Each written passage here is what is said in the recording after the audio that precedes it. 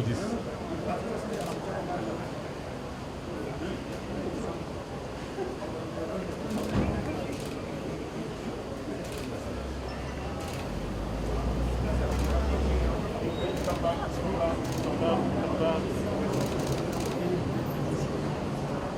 the last lady, you start moving back.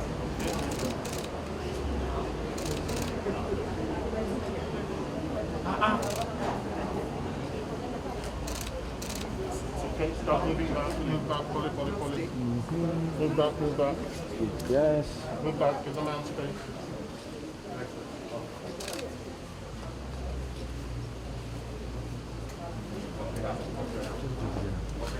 Okay, go back.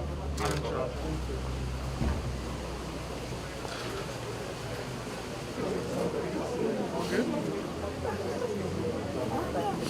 They are there with it. No?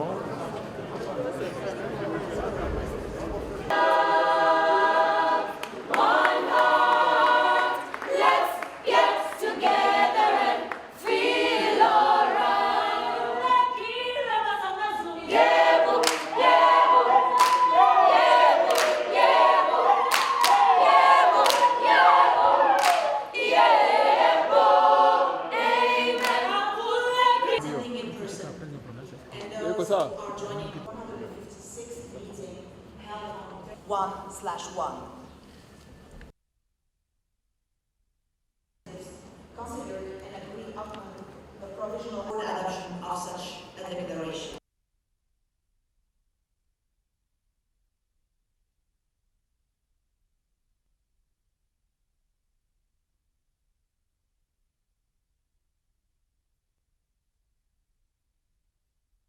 And on a solution-free world.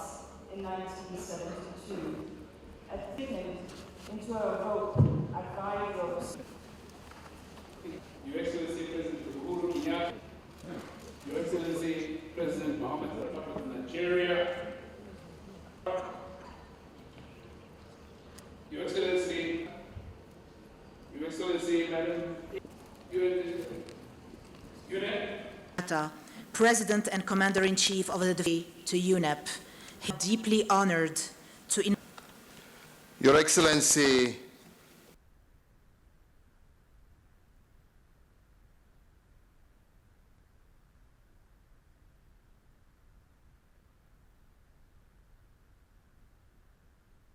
hotline personnel to address related emergencies. The 24-hour joint medical service. Delegations will recall that the Congress 2022 in the afternoon. I propose that the Assembly decide on the following organization or at the end of the consideration of an item. That the 2 minutes and the second intervention should be limited to 2 minutes. If I hear no objection, it is so decided. I see no objection. It is so. To stem plastic pollution.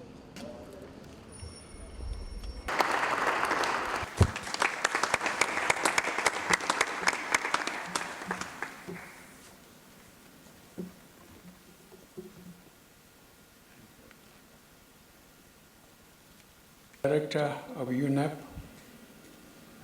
to deliver these remarks as we gather during this official session to commemorate the 50th anniversary of the establishment of the United Nations Environmental Programme under the theme Strengthening United Nations Environment Programme for the implementation of the environmental dimension of the 2030 Agenda for Sustained Development. Your Excellencies, the United Nations Environment Programme 50 is a time to reflect on the past and envision the future. It provides the opportunity to bolster international cooperation and stimulate collective action to address the triple planetary crisis of climate change, nature and biodiversity loss, and pollution and waste. As we all know, no country or continent can address this global crisis alone. Each nation has a central role to play in protecting our people and planet.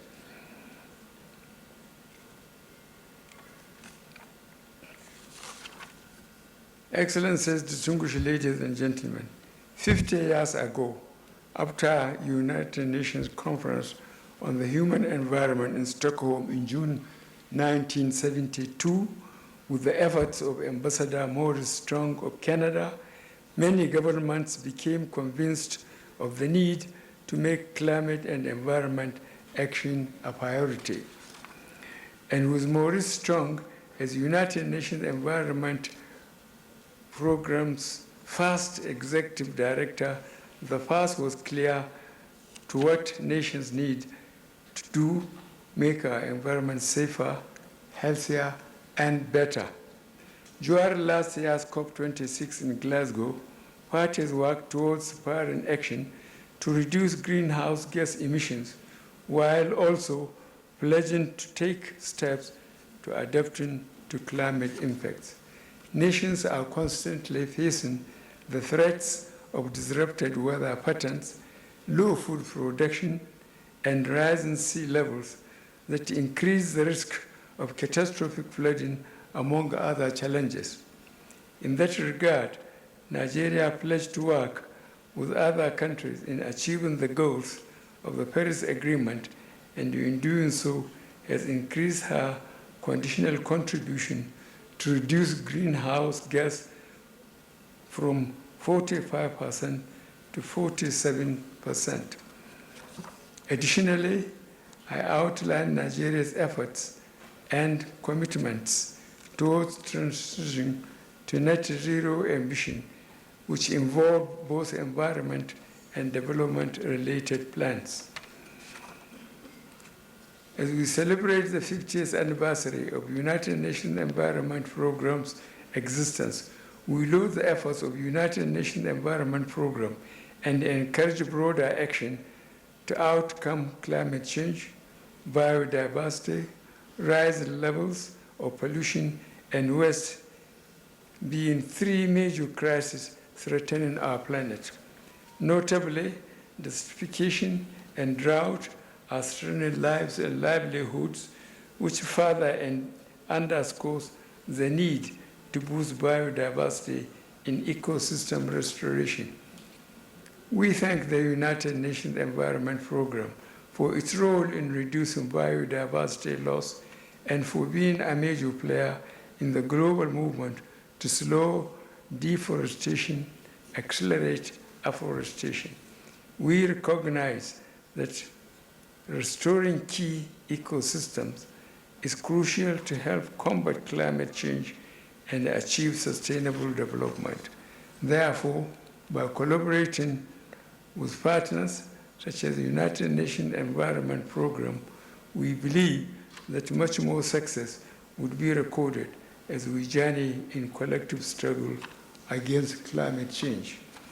Excellencies, distinguished ladies and gentlemen, I would now like to thank my dear brother, His Excellency President Uhuru Kenyatta, for his invitation and the very warm hospitality extended to our delegation.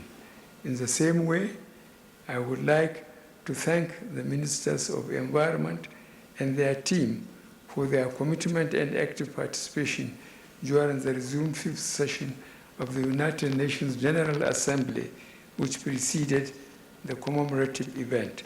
Similarly, I heartily congratulate the leadership of the United Nations Environment Program as we commemorate and celebrate your successes and achievements in the last 50 years. I take this opportunity to urge redoubled collective efforts to improve and sustain climate action, nature action, chemical and pollution action, air, biosafety, disasters and conflicts, green economy, gender, oceans and seas, resource efficiency, water and youth education in order to save our planet and achieve the 2030 Agenda on Sustainable Development. Thank you very much for listening.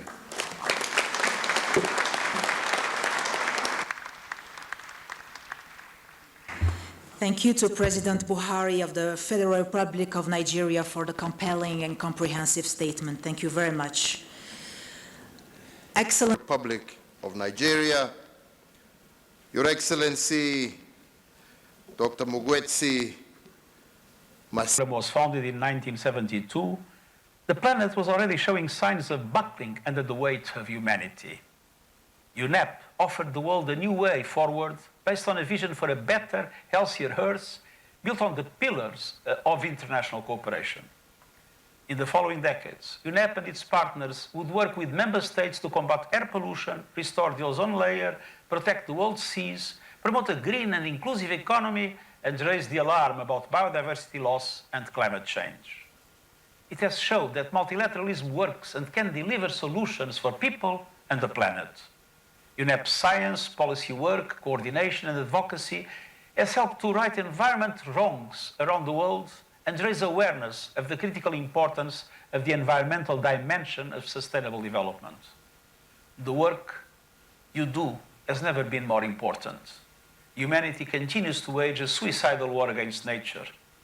Climate disruption, biodiversity and habitat loss, and pollution and waste threaten our societies and much of life on Earth. We know what needs to be done.